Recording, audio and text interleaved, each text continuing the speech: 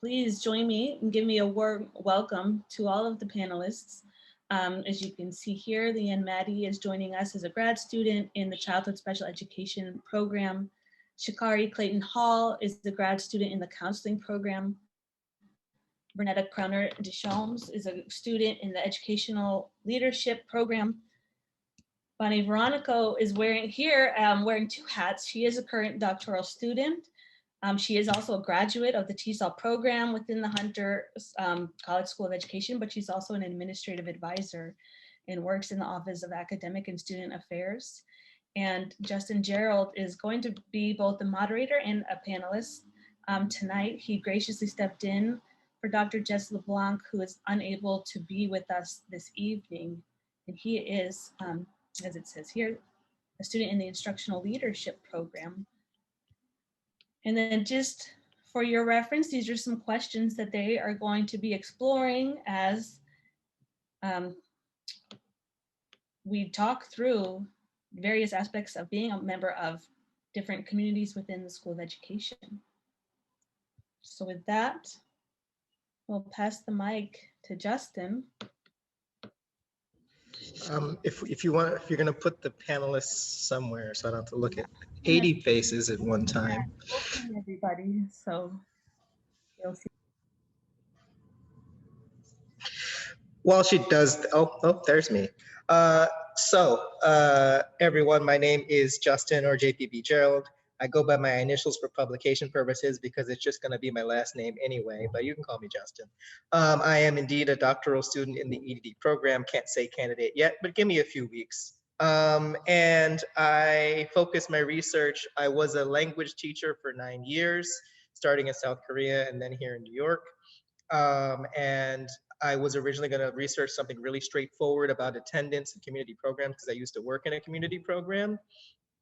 And then, I kept running into racism in my research. I don't mean towards me, although that happened, but like every time I looked at the research, there was more and more racism when I kept looking at language. And so I got really interested in racial linguistic ideologies, which are things you should know about. And now I focus my research, my writing, my podcast, all that stuff, and the book I'm writing on the intersection of whiteness and language teaching, and a whole bunch of other stuff because I don't know how to focus very well. So that's a little bit about me. If I could have the other panelists just briefly introduce themselves and talk a little bit about their experiences in the School of Ed. I don't remember all the names off the top of my head, so let's just start with Leanne because I remember that name. Thank you, Justin. How are you? Hello, everyone. My name is Leanne. I am a grad student with the Special Education program. Hi, Gina. Program director. I am also a teacher. 11 years teaching in the schools. I've taught in 3 different areas: New York, New Jersey, and Chicago, for different types of schools. So independent, public, and now charter. And so I've had a time about that. As far as my time in SOE, this is actually my first year and my 3rd semester. And so I'm really excited. It has been interesting since we started off with remote learning. So it's a completely different thing. And I didn't realize how much of a thing that was until I spoke with, I believe, Jonathan Gaines, that talked about, for Men's Teach, who talked about the culture of the elevator at Hunter. And of course, I had no idea what anybody was talking about with the elevator. So, but so far so good. And I can't wait to have the conversation with everyone here tonight. Thanks, Leanne. I know we also have Bonnie. That's okay. Okay, hi. So Bonnie Veronica again. I'm an administrative advisor in the School of Ed right now, and I advise students in a number of our teacher ed programs, undergrad and grad. I graduated, as was noted, from the TESOL Masters at Hunter about 15 years ago now. And I'm often finding myself considering my experience in the program then versus the discussions we're having now and how we're trying to make sure our teacher ed programs are giving the students the preparation they need, and all of us should have when we're going out in the world to affect social change and address these issues that are coming up more and more in our culture and society. And so I'm really interested in reflecting on that, how things have changed over the years and how we can better ourselves in general. Thanks, Bonnie. Shikari? Hello, everyone. My name is Shakari Clayton Hall, he, him, they pronouns. I am currently in the school counseling program. This is my very first semester. Though I don't have as much experience within Hunter, I'm really enjoying my time with everything that I am learning. Um, I've always had a passion for like equity and advocacy, but like, of course, as a child and, as a young adult, I never really knew the terminology. I just always wanted to advocate for social change within the education system because, of course, being a Black gay male with that grew up within the system, I saw the effects as a student. And then as I became to a staff member, I saw the effects of how teachers would feel comfortable talking to me about other students, in particularly the Black and brown ones, when they would use, overtly or covertly racial undertones towards them. And just me personally, just wanting to figure out certain ways to, like Bonnie said to affect social change within the school system, and then also with other institutions that aid children as well. So with doing stuff like this, of course I want to learn better, but then I also can teach other people and advocate for students as a school counselor in that education system. Thanks, Shakari. And the last one, and certainly not least, is Bernetta. My name is Bernetta Dazone. I've been a teacher for 23 years. I've worked in two different districts. One was very impoverished, lower class, right next door to a project. So there were issues that we dealt with there. And then now I'm in a middle class school. I'm a huge proponent of making sure that things are equitable, whether it's in education or just in life.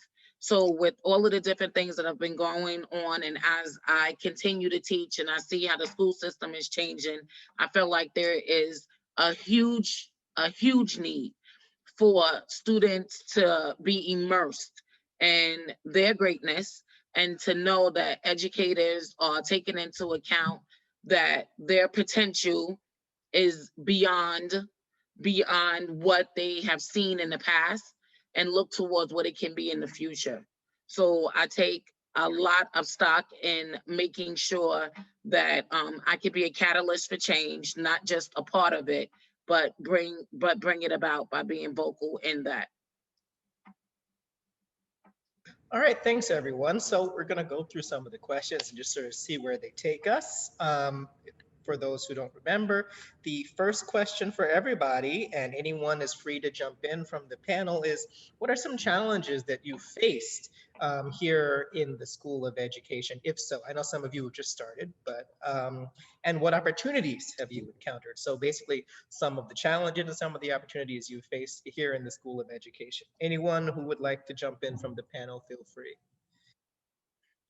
Oh, I can start. And since I mean, I just like you said, I just started, so it's not as much as I haven't had as much experience as everyone else. Kind of envious, but one of the things I would say is just like I said, just learning so much about how to approach students and stuff. But I think one of the, I wouldn't say challenges, but one of the things I would say is just, me advocating for change as a school counselor. Of course, I want to have more involvement in it, and just not being able to do that thoroughly through the School of Education, like having the proper training. I think that can be a little bit of a challenge because I'm more of a action person, wanting to, apply the change and more so speaking about it. So being able to get these tools and the training for applying change within the school would be beneficial, versus just talking about it. So that's something that I do want to push more for within the school system, within this department, as far as just like getting a certification for leadership and so on and so forth. So that's something that I would like to see more. I wouldn't necessarily call it a challenge because, lack of resources are lack of resources, but, with this whole panel and this whole conversation, maybe it can strike some nerves and bring awareness and attention to it, because I think it is something that's necessary for people within my field and so on and so forth. It's easy to blame a lack of resources, right? So, All the time. Very easy, but there's more to it. See, look, already you got you, Justice. I mean, they let me do the panel, so I'm gonna hear these No, things. no, I respect it. I respect it. Thank you for that. Anyone else want to jump in with some of the challenges and opportunities they've had in the program? Well, I've had a great opportunity. This program is something, the program that I'm in, the educational, the EDD program is something that's new for District 27. And the superintendent of District 27 is involved, as well as Hunter College. So it's a partnership program. And what it is they were supposed to select 25, but we were so great that they selected 28 of us. So it's 28 of us in the pilot program. And I am one of 3 African-American women. It is very highly populated with women. And I have some of as I scroll through, I have some of my District 27 people, my cohort are in here supporting me today. So I want to say thank you to them. But into going into what we were saying is that it is imperative that the district start looking at how important it is that they are culturally responsive. And that is a big proponent of what we're doing this semester. And it's these honest conversations that we're having as groups that are pushing the conversations forward. And a lot of the people in the group are saying, these are things that I do, but they're also being honest with themselves, and we're being honest with each other, saying, what else can I do to become better? What else can I do to push the conversation along? Sometimes I don't want to say something because I don't want to appear racist. But then, I say to them, it's within those moments of your silence that your silence says that it's okay to do nothing. So it's just like, it's these conversations, and it's this push of how the climate of the world has changed. And as educators, we know that these children are bringing all of these things into school because they don't know, how to deal with it. And it is put upon us, as many things are, to help them. So it's just like when we're better getting ourselves situated and understanding how to become better leaders, it's within those moments that we are better educators and our children learn more and they can question more. See, the screen is changing. Thank you, Vanetta. Yeah. No, I mean that they're putting us all on the screen. Okay. So Bonnie or Leanne, want to jump in with the response to that? Sure. For me, you don't have to, but No, it's great. I just for me, it has been Hunter. Again, this is my first year, third semester here at Hunter, and it's been a wonderful opportunity. Number one, so far. From the very beginning of the admission process to even participating in every class, right? And I don't say that lightly because my undergrad has been an interesting experience, to say the least. And it's one of the decisions in my life when you think about all the mistakes you can make. I always point out to the decision I made with my undergrad, right? And there's different things with that, but it was because of a lot of the issues that I faced, not realizing that I was facing it. And what made Hunter different for me was that from the very beginning, I was told that I can. I was told that I deserve. I was told that I can accomplish, was a completely different mindset from what I've experienced in the past, right? Forgive me if I've shed a tear here, because it is emotional for me in a sense. Some of the challenges that I face, every person I've met, every professor so far, every program director, everybody has really been supportive in many different ways. One of the challenges I do face as a student is that one, sometimes as a student, we might feel like our voices don't matter, or we feel like, you know, we have that strain of, I have to accomplish, you know, my homework, I have to do this, I have a full life as a parent maybe, or a professional, or all of the above, or whatever is going on. And so we're zipping and running between the things, and we see that there are certain things that may be hindering us, but it's difficult for us to maybe speak out about. For me, it is some parts of the curriculum for me where I think by the nature of education, we tend to look at what is a deficit view, right? What is not working, what is not happening. And a lot of times what I find myself encountering is a lot of those statistics are on the Black community, right? A lot of those statistics, and it's not Hunter only, this is like system-wide, this is what happens, right? And for me as a student, I tend to somewhat identify like, well, if there's nothing good for my community from what I'm reading, it seems like everything is at a loss or at a deficit for my community. And I'm trying to equalize that and come to a balance with that. And that's one of the challenges that I have as I study education.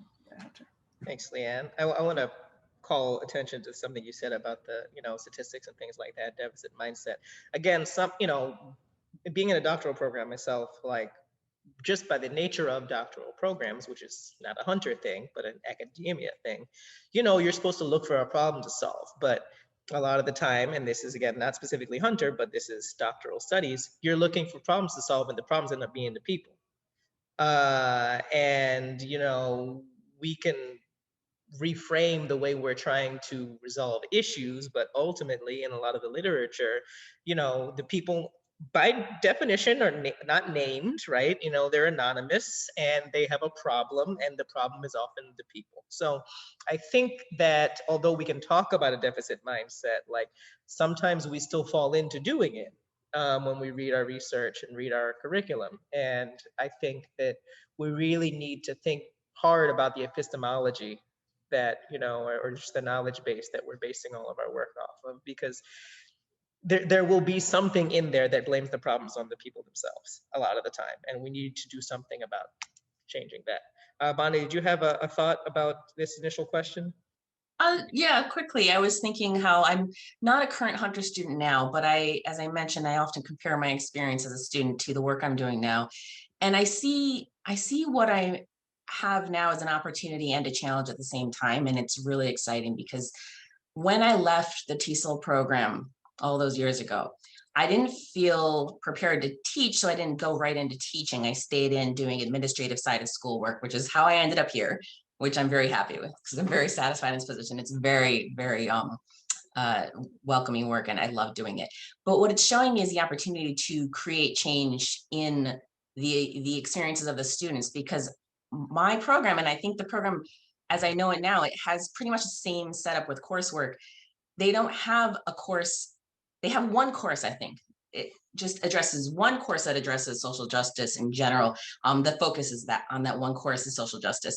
They didn't even have that when I was in the program. It was taught by somebody else. It was newly created. So I didn't have an experience like that. I got through an entire master's degree on teaching, on education, without having any real introduction to social justice. So I was in my 20s and I went out into the world thinking, you know, in my privileged place, I'm going to help people and I'm going to do what's right. And I already know everything I need to know about this. No, I didn't have that opportunity for somebody to kind of like click their fingers in front of my face and say, hey, we need to show you something you don't realize you don't know. So now in the position that I'm in, all of the discussions that are taking place, and I only started this position in 2018. And it's only since 2018, being in the School of Education, that it's been shown to me we should be having these discussions. We can make a difference. We should be changing how our programs are run. And I've suddenly become like the little noisy cricket who says, come on, let's change the curriculum. Let's add a class. Let's add something in every single class that has to do with social justice. Every assignment should be like this. And I'm hearing like there's pushback and everything, but I don't feel like we're going to be serving ourselves or our students if we don't keep challenging ourselves, being noisy and saying this has to change now. We can't keep graduating people who haven't had a full like immersion. They haven't been dunked or baptized, if you will, and just like fully been surrounded by this concept that needs to permeate our lives. And I feel like if the people who are giving pushback to the idea of incorporating this fully into our curriculums, maybe this is harsh, but maybe they shouldn't be in the School of Education. It just feels like, that's my personal opinion, but sometimes it feels like that's the brick wall we're hitting. Sometimes the most anti-racist thing is retirement. Anyway, so the next questions I want to mush together because they're about voice and silence, so they're kind of related, and you know we're not going to finish time correctly. So the next one says, how can students ensure their voices are heard on campus and in communities? And then the one after that is, how can we listen to and support people within the college who have been subjected to systemic silence? So the kind of flip sides of the same question. I feel like the answers are going to end up overlapping. So again, how can students ensure their voices are heard in community and in campus, on campus and in communities, prepositions? And how can we listen to and support people within the college and communities who have been subjected to systemic silence? Put a tongue twister in the questions. Okay, anyone who has a thought in response to these, one or both of these, feel free. I actually do, for both of them. Um, I think the first thing needs to be that we need to understand that people do have a voice, or students need to have a voice, do have a voice. In fact, let me start with the first question: communication. So, how can students actually engage in this conversation, or engage in just part of SOE and Hunter at, on a whole, is really continuing having seamless communications between events, between in our classrooms, in every facet area of SOE imaginable, right? I don't know all of the areas, but all of those areas. So for instance, there are people who may want to participate tonight, right? And they could not participate tonight, but they're very much interested in the conversation. Having this web forum actually available for students to go ahead and look back at it, and not through one email. Maybe it's a board, of a collective board, right? Maybe it's a collective board, like almost a YouTube channel where you click on and you can go through the videos. I don't know, but things like that, communications such like that. I think the latter issue is that a lot of times, not only putting it on the students, but the fact that we have to, in social justice, remember there are problems, right? Period. There's problems that exist one way or the other. Um, they exist in places that we don't want to see. They exist in places that are uncomfortable. They exist in thought processes that we all have, or we have one another, or whatever the case is, right? And so what I've seen time and time again not work is when we ignore there is an issue when someone speaks up, or we ignore maybe the small chitter chatter that's happening about, people are feeling, students might be feeling a deficit there, or an experience that has happened. It's very important that students are heard. It's very important that students can, those situations are not swept under the rug, but they're really looked at and focused upon. Thanks, Leanne. Do others have thoughts on these questions? I do. I want to follow up on what Leanne was saying. You mentioned something about people feeling uncomfortable, and I think that is important in order for people to create in an effort to create a safe space and to unsilence those that have been silenced. As a audience, we kind of have to be open-minded to the point to the fact that there are some things that are going to make us feel uncomfortable, whether we have participated in making someone feel upset or hearing something that someone had done. I think that it is something that you have to be open-minded to in order to grow as an individual, in order to contribute to social change. And me being an educator myself, like there were times where a child has told me that I have said something towards them that wasn't intentionally rude, but it kind of affected them. And how you choose to react to that is how a student will react to you caring about what they how they feel you care about them. So I think it's very important for us to be very open-minded to the fact that in certain spaces, especially in certain conversations, you're gonna be more uncomfortable than you are comfortable with it. And if you think that you're uncomfortable hearing it, imagine how it would be if you actually had to live it and deal with it on a day-to-day basis. So I think it's very important in order for us to create these safe spaces to understand that there are some things that you may feel uncomfortable with, but you have to understand that this is the reality that a lot of people live in. Thanks, Shikara. I know, Vernetta, you had unmuted briefly. You were going to say something? Yeah, I just wanted to say that I think that a lot of institutions and the programming that they put out, it's already systemic. It's already ingrained in the curriculum that we know that we need to concentrate a little bit of time towards this. So we're going to make, and I'm just going to use the topic that we're doing, an equity and advocacy class, because it's what should be done. But the person who is teaching it probably haven't done anything equitable or advocated for a cause in a very long time. And they're the person who may be spearheading the movement. And I think that what people fail to realize is sometimes in college, people go to college looking for that direction. And we take it lightly, thinking that, okay, these are grown people and now they're making grown decisions. But sometimes they need one professor, one class where there's a group of people coming together and they're enlightening people on a topic, and it makes a difference. But I think that education and discussions at times are so intrinsically rooted in a place of bias or stereotype. I have a racial undertone that people don't know how to start the conversation. And because they don't know how to start the conversation, people are uncomfortable. And it's within that within that discomfort that people decide, oh no, I don't want any parts of it. I'm not going to talk about it. And then a class that can be so powerful ends up just being another class. Thanks, Bernetta. Bonnie, I'll go to you in a second. I wanted to say something briefly about discomfort because it's a really important part of this process because we're talking about silence and voice, both sides of these things. You know, my opinion on this is that a lot of the research I ended up doing and that I continue to do was because of that discomfort, because I didn't start by saying I'm going to fix racism in language teaching. I just started asking questions about race vaguely and people got really uncomfortable. And I said, oh, it's that discomfort that I need to pull the thread of. Right?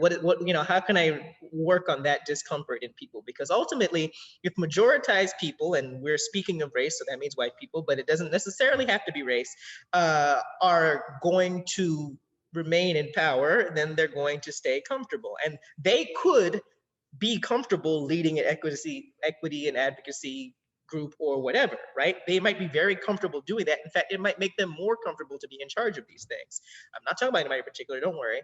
But if they are ever going to share, relinquish, whatever with the power, then that's going to be uncomfortable, right? It's, so that discomfort in a productive way and determining what's productive is difficult, but people with power are not simply going to willingly just throw the power away, right? They're going to have to get uncomfortable first. And that's really what we're going to have to do with our voices. And I want to get to, I know Bonnie has a thought here, but I want to get to the later questions for faculty, staff, and collective action, because I think that's really where the work lies. So Bonnie, do you have a thought about this question first?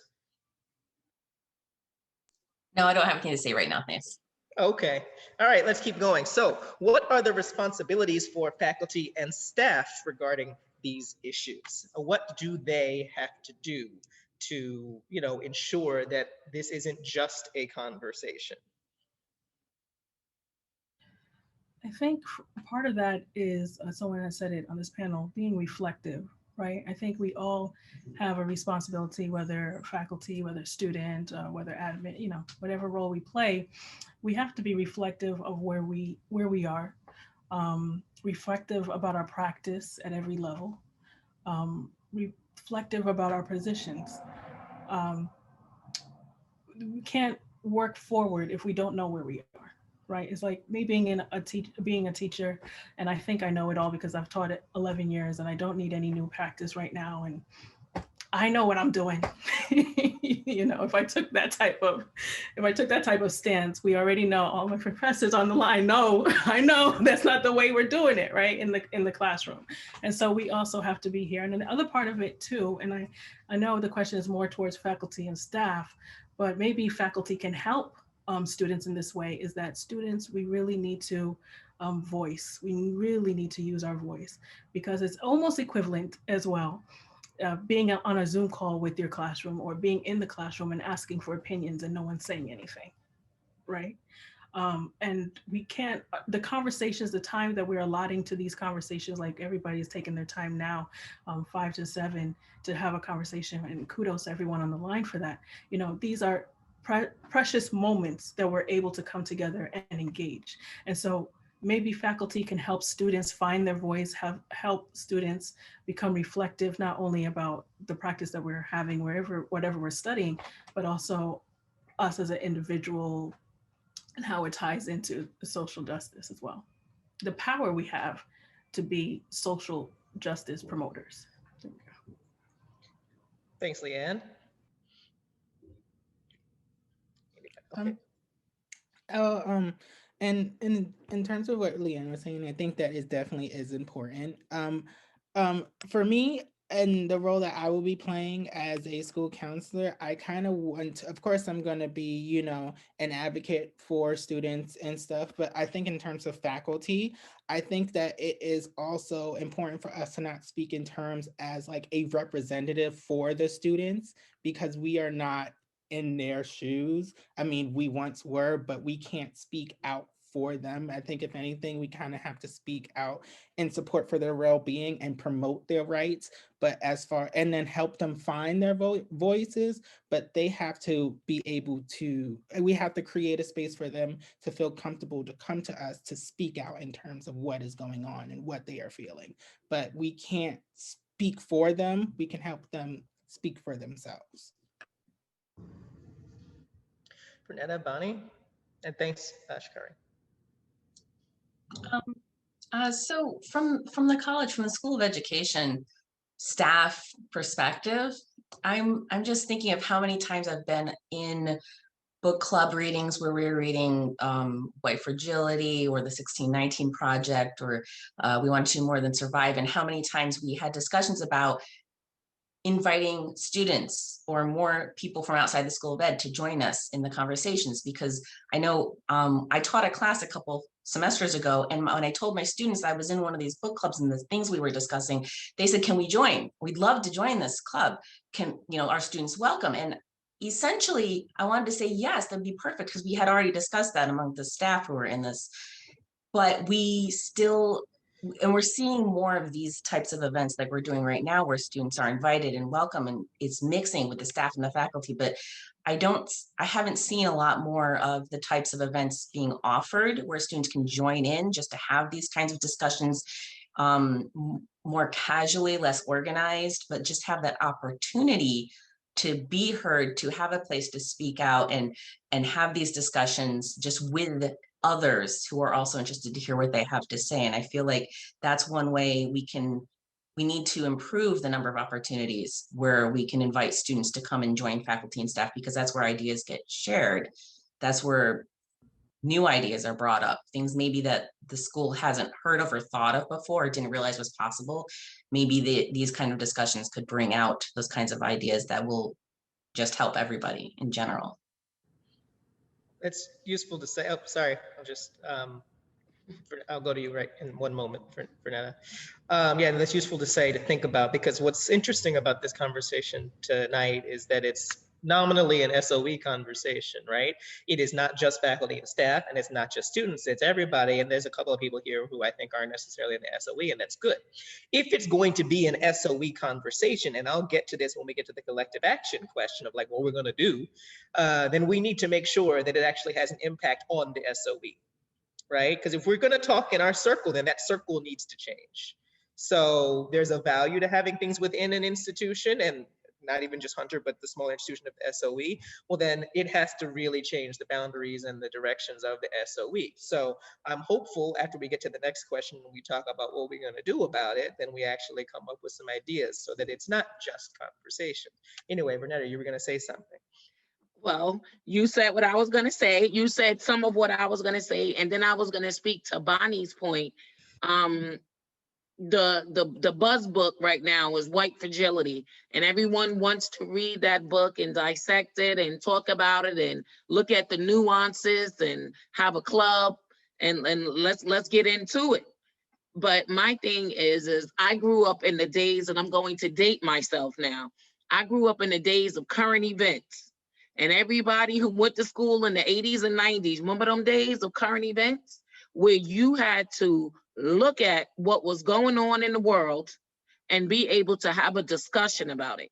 And I think that that is what is missing in the school of education, in public school, in high school. And I think that it's because these conversations aren't had, that children from 7 to 17 don't know how to deal with issues that they're coming in contact with on a day-to-day life. They don't know how to broach the topic. They don't know how to quality control their emotions when they're dealing with someone that does not know how to talk to them and do not understand where they're coming from, and always want to meet them at a space or a place of they're coming from a part of anger instead of a part of misunderstanding, because sometimes children and even adults don't even understand what you're talking about, but they don't want to say, I don't know. They rather just go fly off the handle.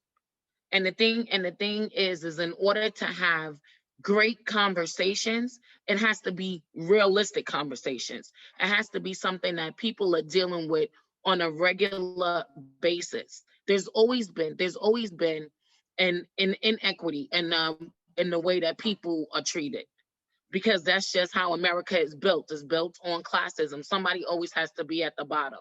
And now it's gone from Black Lives Matter to Asian Lives Matter to This Life Matters. And it's just like, you wouldn't have to deal with all of these different lives mattering if you dealt with the one thing that continues to cycle throughout the years. And how do you deal with that issue?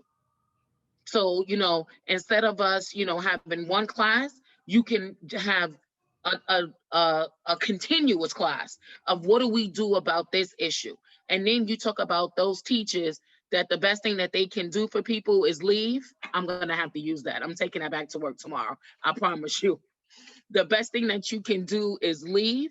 You have that conversation with, like, if you don't want to be a part of this discussion, then maybe it's time for you to bow out of this position and get some new blood in here, and I think it's all about being confident enough to say how you feel, be vigilant enough to stand in how you feel and in your convictions, but open-minded enough to be able to have someone change your mind about the way that you may see something, to kind of skew your perspective a little bit into something that you haven't seen. Thanks, Fernetta. Certainly a lot of points made there. I think as we slide into the last question here about collective action, because to me, I think if you're here, I think we all know enough that trying to do things individually, you just sort of, especially if you're in the majoritized group, you just sort of end up being a savior, and that's not going to help anybody. You're like, well, I see that there's a problem. Let me go be a missionary. Speaking metaphorically, but not necessarily. And that's not going to solve anything. So we need to say, at least for now, talking about the SOE and things like that, like, how do we come together so that we can actually push the boundaries within the SOE and into larger spaces? But we can't really ask the question about everywhere in the world right now. Let's just say, thinking about the SOE and all this stuff.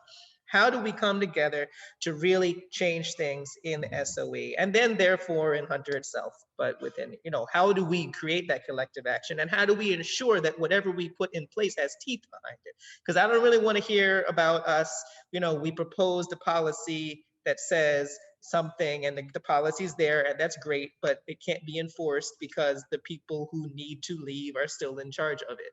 I don't want to hear about we changed 6 words in the syllabus for every class.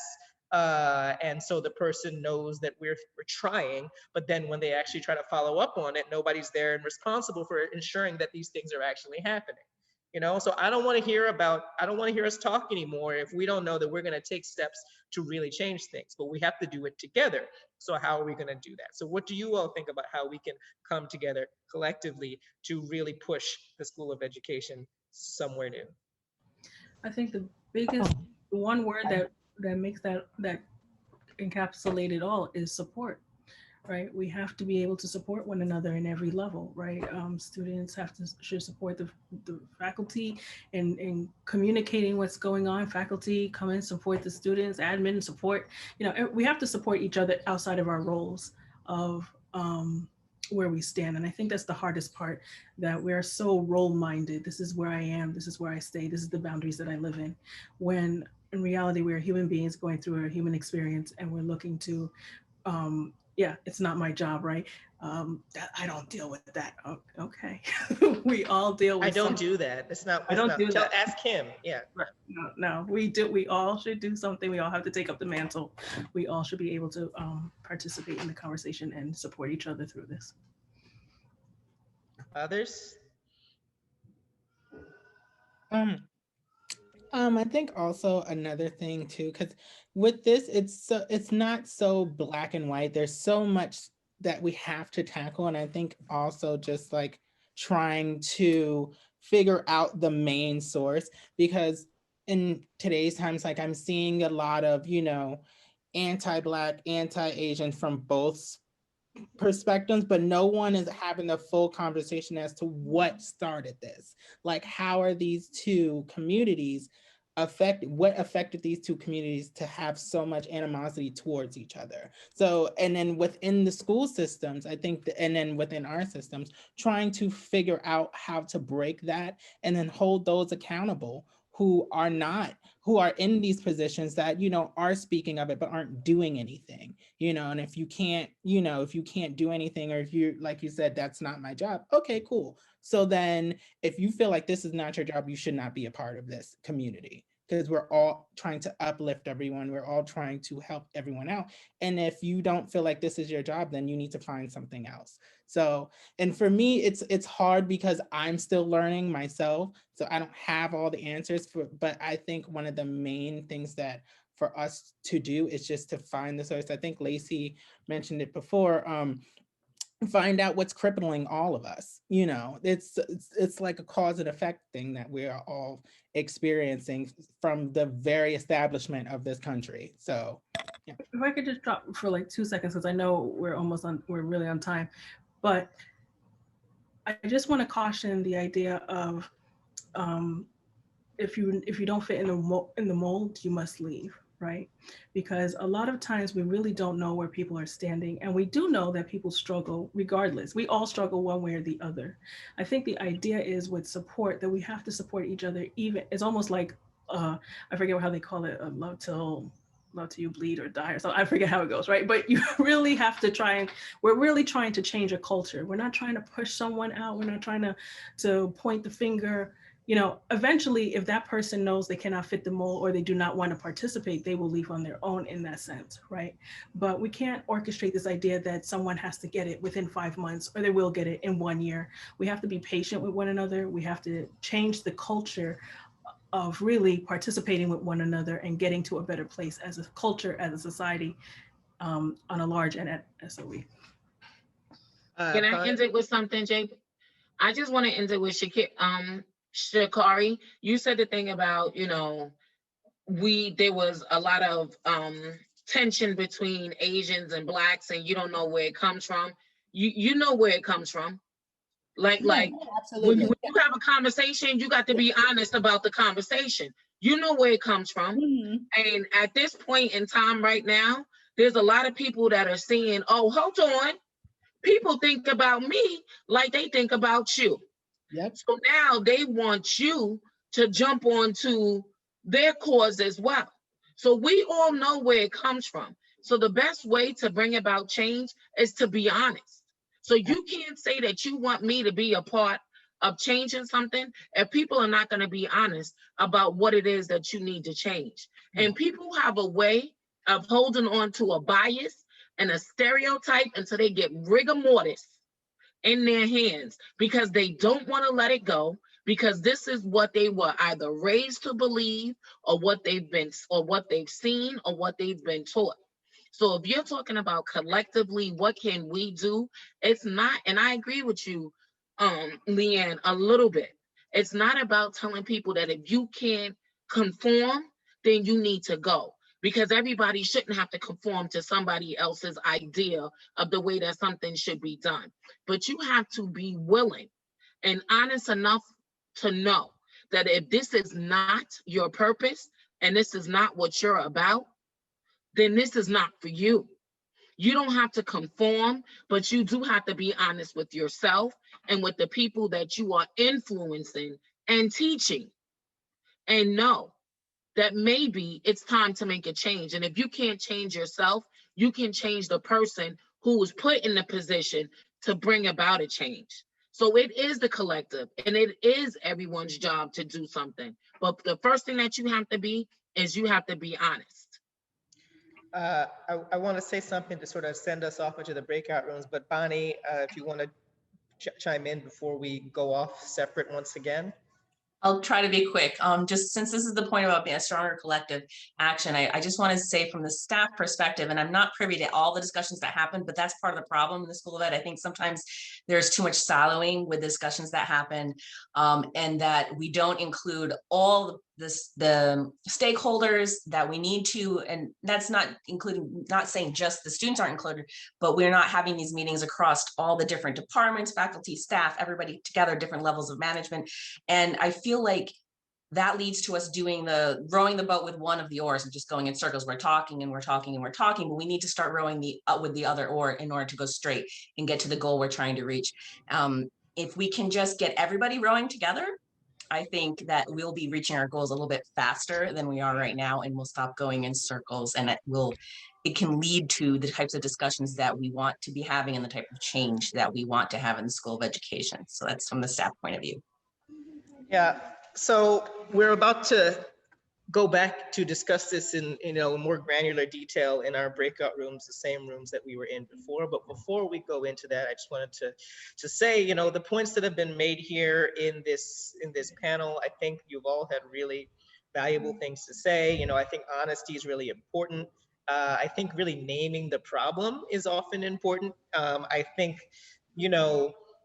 everybody wants to discuss like white fragility and things like that. I think that a lot of the problem is we really want to just talk about things, and I said that already, but we're still sometimes unable to really name the problem if it's related to us, right? I'm not talking about you four on the panel, right? I just mean in society, right? Because, I remember just a quick way to explain is that I remember for many years, people would always individualize racism and say, well, there's a racist over there. There's the person with the noose is the racist, right? And we finally seem to have gotten to a point more recently where people understand that it's a system, whether you want to call, whether it's racism, white supremacy, or whiteness itself, which is not really different from white supremacy, but talk to me about that. But last summer when I was having conversations with people, they would say, oh, it's systemic racism, so therefore there's nothing I can do about it because it's a system, right? Whatever people want, they will make sure that the system is something separate from them. And people who are implicated in these things, it makes them very uncomfortable, and people need to acknowledge, right, that like bringing more people into the current system is just gonna re-traumatize them. So we really need to just get that wrecking ball out and knock down what is a structurally unsound edifice. And once the rubble is there, we can piece it back together in a way that supports everybody.